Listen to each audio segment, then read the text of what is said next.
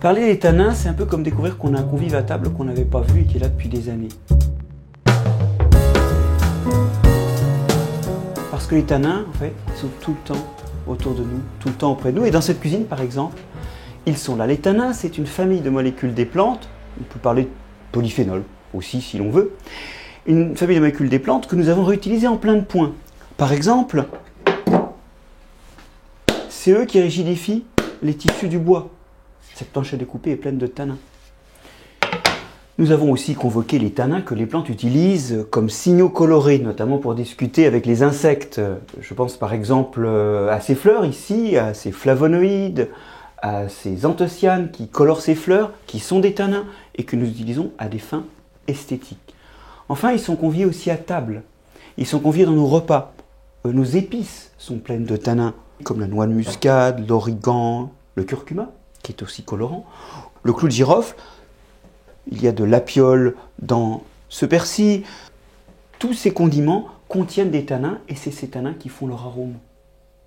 Alors il y a quelque chose d'un peu paradoxal d'ailleurs à se dire qu'on rajoute des tanins dans notre alimentation parce que ce sont surtout des composés de défense des plantes qui sont toxiques pour les animaux qui les mangent.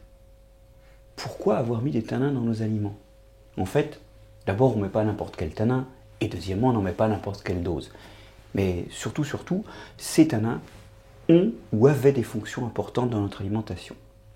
La première chose, c'est que les tanins sont des antioxydants. Et ces antioxydants, nous en profitons quand nous mangeons par exemple des fruits riches en anthocyanes. C'est aussi très bon contre les radicaux libres. C'est pour ça qu'il faut manger des fruits. En plus, ces tanins sont toxiques pour les bactéries et les champignons. Et historiquement, mettre des tanins dans les aliments, c'est les empêcher de se décomposer, c'est les protéger de bactéries ou de champignons qui seraient toxiques pour notre santé. Bien avant le frigo, c'était une façon de manger plus sain. Alors évidemment, aujourd'hui, avec le frigo, on n'en a plus tellement besoin, mais voilà, cette habitude s'est propagée. Par exemple, on aime manger du chocolat, dont le goût est fait de tanins, qui en font l'onctueux en bouche, le côté un peu velouté, la persistance et surtout l'arôme. Au total, les tanins sont devenus une source de plaisir. Et dans les goûts et les couleurs du monde, je vous invite à découvrir comment aujourd'hui les tanins émerveillent nos sens, accompagnent nos vies quotidiennes et le sens profond de la présence des tanins à nos côtés.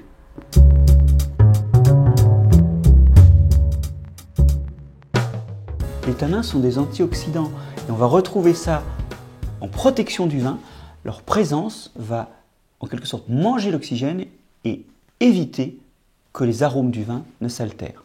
Finalement, les tanins ont spontanément et naturellement le même rôle que les sulfites, sans les effets secondaires. Ces tanins vont avoir des rôles multiples et faire du vin un festival sensoriel. D'abord la couleur, on l'a évoqué avec les anthocyanes dans les vins rouges ou rosés, ou la quercétine et d'autres tanins dans les vins blancs. La robe du vin, c'est largement les tanins. Deuxièmement, les odeurs du vin, les nez qui viennent de tanins qui se volatilisent et qui font finalement l'arôme du vin. Ensuite,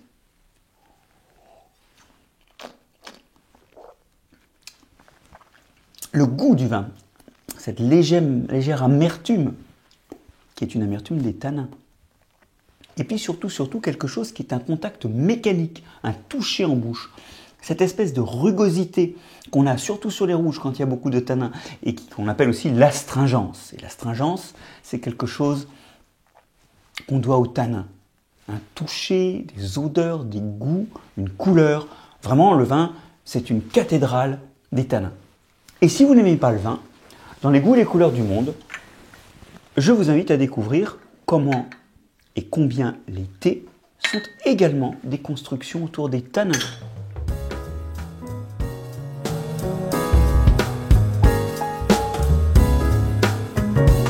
Ceci nous renvoie à l'origine du mot tanin. Historiquement, on utilisait l'écorce de chêne comme source de tanin pour tanner les cuirs. Et les Celtes appelaient les chênes tannes. Donc l'action d'utiliser des composés végétaux pour transformer les cuirs s'est appelée le tannage, et les composés qui réalisent cela ont commencé à s'appeler les tanins. Quand on goûte un vin, notamment un vin rouge, il y a une impression de sécheresse, de rugosité en bouche qui vient. Et cette impression-là, ça s'appelle l'astringence. Et on a l'impression d'avoir la bouche rugueuse. En fait, notre bouche est rugueuse. Mais simplement dans la salive, il y a des protéines qui lubrifient la bouche et qui nous donnent cette impression de lisse, cette impression de douceur qui n'est qu'impression. La vraie vérité, c'est que notre bouche est rugueuse. Et quand on met des tanins dans la bouche, ils s'accrochent aux protéines, ils les déforment et ils les empêchent de travailler. Et du coup, elles ne lubrifient plus la bouche et nous sentons enfin qui nous sommes. Les tanins interagissent avec les protéines. Cette propriété qu'on retrouve sur les thés, les chocolats d'astringence, c'est aussi ce qui fait qu'on tanne les cuirs. Tanner les cuirs, c'est simplement faire un complexe entre les tanins et les protéines du cuir. Et ce complexe, il va être à la fois plus résistant mécaniquement et devenir imputrescible, inaccessible aux microbes. Du coup, les cuirs se trouvent mieux protégés, plus résistants. C'est encore une interaction des tanins avec les protéines, la même que celle qui se produit dans notre bouche lorsque nous ressentons une astringence. Mais il y a plus. Dans les goûts et les couleurs du monde, je vous invite à découvrir tout un tas de propriétés des tanins qui expliquent plein de choses de la vie quotidienne et de la nature qui nous entoure.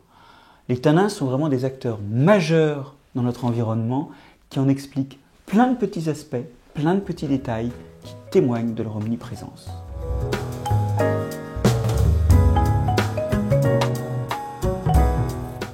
La fleur est colorée de tanins, des anthocyanes, des flavonoïdes quand elle est jaune, qui permettent aux insectes pollinisateurs de localiser la fleur. Mais il y a aussi des odeurs. Et parmi ces odeurs, beaucoup d'entre elles sont des tanins un peu volatiles. Oh, d'ailleurs, tiens, un truc. Sur les cosmos, quand on reconnaît les cosmos, les pétales de cosmos ont un goût de rose et de litchi absolument splendide qui est lié à un tanin, le phényléthanol. Elles communiquent aussi, les plantes, avec les animaux pour la dispersion des fruits. Les couleurs des fruits et les odeurs parfois des fruits sont liées à des tanins. Donc c'est un outil qui leur sert aussi à communiquer avec les animaux. Au-delà des rôles de défense et de communication avec les animaux, les tanins ont été utilisés par la plante sous forme de très grosses molécules accrochant plusieurs petits tanins entre eux pour des fonctions d'architecture. Ce qui assure le port dressé des plantes et qui construit le bois ou les nervures, c'est la lignine. Et la lignine, c'est un tanin qui assure en fait le port rigide et dressé de la plante. Les tanins sont injustement ignorés, car avec ces molécules géantes, les tanins représentent 30 à 40% de la masse vivante qui nous entoure. Autant dire que les tanins sont une famille majeure, négligée à côté des lipides, des glucides et des protides, alors même que par la quantité, c'est la deuxième famille de molécules qui nous entoure. La couleur brune-noire des sols est aussi due aux tanins. Et dans les goûts et les couleurs du monde, je vous invite à découvrir ce que les tanins font dans les sols après la mort des plantes et comment ils construisent la vie des sols et au-delà, les paysages qui se constituent sur ces sols. Les tanins ont réellement un rôle écologique. Ils ne sont pas simplement importants pour la plante, ils construisent nos écosystèmes en construisant le sol.